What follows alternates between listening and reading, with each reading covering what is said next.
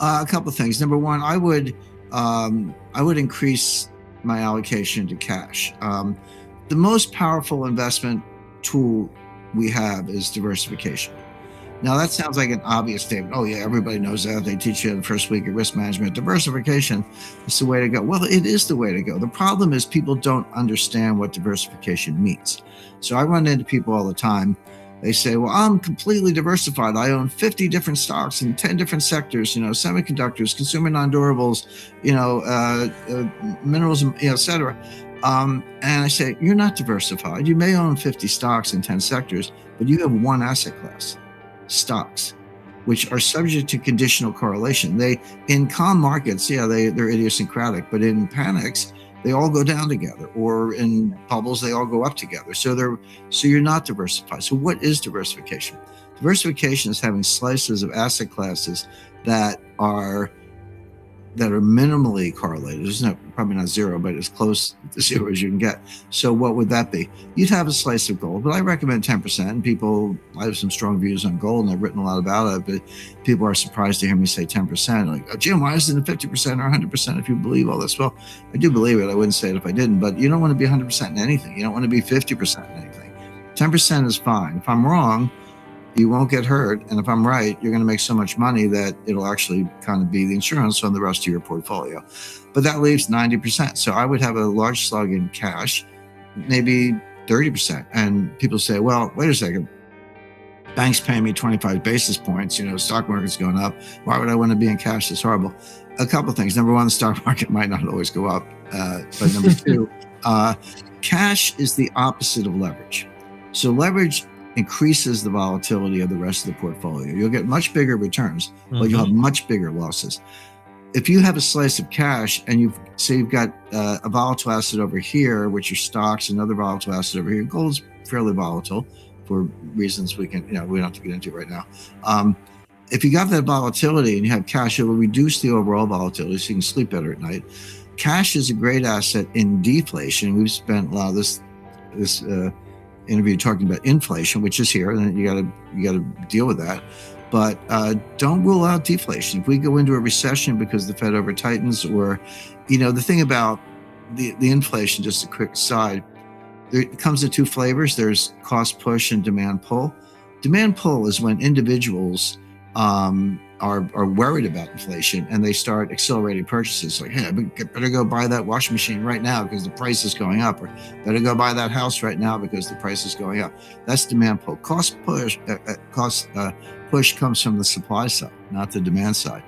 And that's what we're seeing because of what we talked about, supply chain, energy cost. The Fed can't drill for oil. Raising interest rates doesn't get you more oil or natural gas. So the Fed can't do anything about it except kill the economy.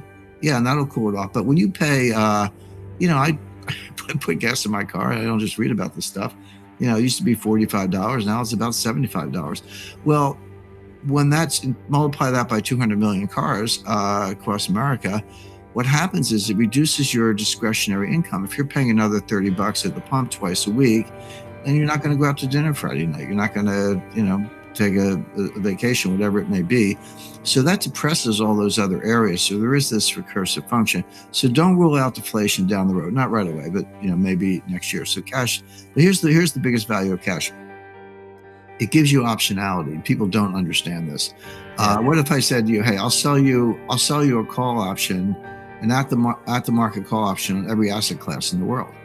You go, gee, that sounds kind of valuable. Well, that's what cash is. When things are crashing, you're the one who can go shopping, and nobody's better at this than Warren Buffett. He's got his cash level at Berkshire Hathaway is at an all-time high.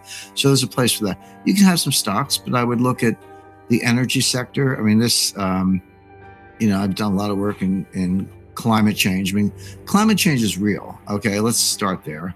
I used to live for 10 years on a beautiful body of water, Long Island Sound. You can fish and swim and sail and do all kinds of things, great lobsters. But it's the shape it is because it used to be a glacier. In the last ice age, it was the lowest latitude of glaciation in the northern hemisphere. That's why it has a rocky coast. So there's climate change. It was a glacier. Now you can go sailing. So it's real, but it's slow. And all the stuff about the existential crisis in 10 years, they've had a rolling 10-year doomsday for 40 years. So that lacks credibility. There is no climate crisis. There is no existential. Buy some oil companies, when they're, so there's your stock portfolio. Private equity, venture, real estate, not commercial, but residential, yes. And farmland, that's one of the hottest asset categories, and gold. So that's diversification, and that's the kind of portfolio you want, the kind of seasoned to taste. If you want some crypto, knock yourself out, go get it. I'm not bashing it. I'm not again. I don't own any. I don't plan to. I don't recommend it, but I'm not lying down in front of a truck trying to stop the crypto move. It's here. I've actually studied it more than all but a few people, and I've arrived at ways of understanding it that are probably nobody in the world really gets, although I've started to write and talk about it. So I think I have a very good handle on it technologically, mathematically, and really in terms of communications theory. But it's not. Well, let me put it this way. I'll say crypto is not money, but what crypto is doing is erasing the definition of money. So maybe the dollar is not money either, and that's really the point. It's not the case that Bitcoin is going to replace dollar as a global reserve currency. That's not going to happen. But Bitcoin might contribute to a concept of moneyness, not money, but moneyness, which is, it's kind of like money, but maybe the dollar is getting there also, and we're losing the thread. We don't know. My thesis would be, we don't know what money is anymore, but we don't know that we don't know. It's like, some metaphors are better than others, but the saying, we don't know who discovered water, but we're sure it was not a fish. Well, we've been talking about economic war for 7 years. Now we got a war, a real one. But this economic war is unlike anything that's ever been done before. Again, the continental system, other, FDR saying, other examples, Lend-Lease, etc. In two ways. Number one, like the war on the ground is tragic. We all understand that. It's a little callous to say, well, that's what wars are, which they are, but it's tragic. But the economic war, aside from the human cost, maybe including the human cost, is bigger. The starvation in Sudan might not make the TV as much as atrocities in Ukraine, but it's going to happen, and probably more lives will be lost that way. The economic impact is orders of magnitude greater. But here's the point. It won't be over soon. I don't think the shooting war is going to be over soon either. I think this will likely go on. I can see it going on until May or June. Beyond that, it's hard to have a forecast because there are so many uncertainties. But the economic war is going to go on for years, decades. Maybe it just morphs into this new version of the supply chain that we talked about earlier. But the United States said, again, none of this is forecasting is difficult, but none of what we're talking about is really speculation. You just have to look at the record. The United States said, our sanctions on Russia will remain until all the Russian troops are out of Ukraine. That's what we said. Well, Russian troops aren't leaving Ukraine, whether they get Kiev, whether they take the West, whether they stay in the East, whether they just take Donbass, and they've already got Crimea. If the U.S. considers Crimea part of Ukraine, well, the Russians aren't leaving Crimea for several centuries probably. Odessa is the big wild card. You can see the beginning of a Russian combined air amphibious assault on Odessa. The Russian amphibious assault vessels, they kind of look like aircraft carriers, but they're smaller, but they're designed to put 5,000 Marines and helicopters and attack aircraft ashore on very short notice, that left the Far East a few weeks ago. And I calculated the sailing time to get to the Black Sea and came out around mid to late April. Now there's a big question. Will Turkey let them through the Bosporus? I don't know the answer to that, but that's going to put Turkey on the spot. But my point is, this is going to go on. So Russia's not leaving Ukraine. Even if there's a treaty or an armistice of some sort, Russia's going to keep its gains. Ukraine will go on with what's left. But if the U.S. is to be taken literally, legally, sanctions are not ending.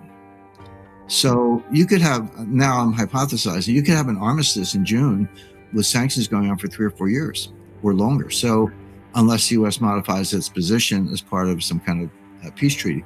So I don't know. I mean, my point is the impact of the economic war will be larger, longer lasting, quantitatively higher, and maybe even higher from a humanitarian perspective than the shooting war.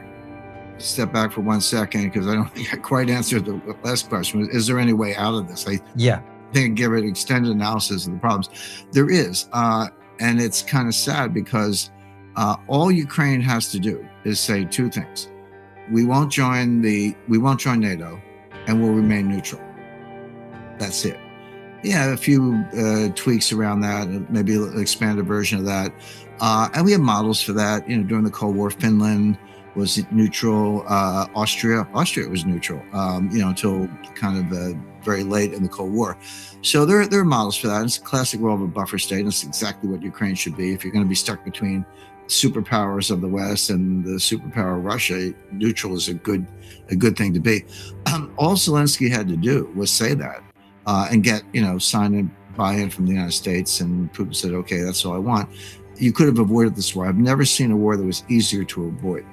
Now, the same thing is true. I've never seen a war that was easier to end, which is stand up and say, hey, we're not going to join NATO. We're going to be neutral. Maybe we won't join the EU, but that's that, and make that enforceable in some way. So, and I think that's how it's going to turn out, which means that this is an enormous tragedy in the sense that the war is going to end up exactly where it started, except you could have skipped the war.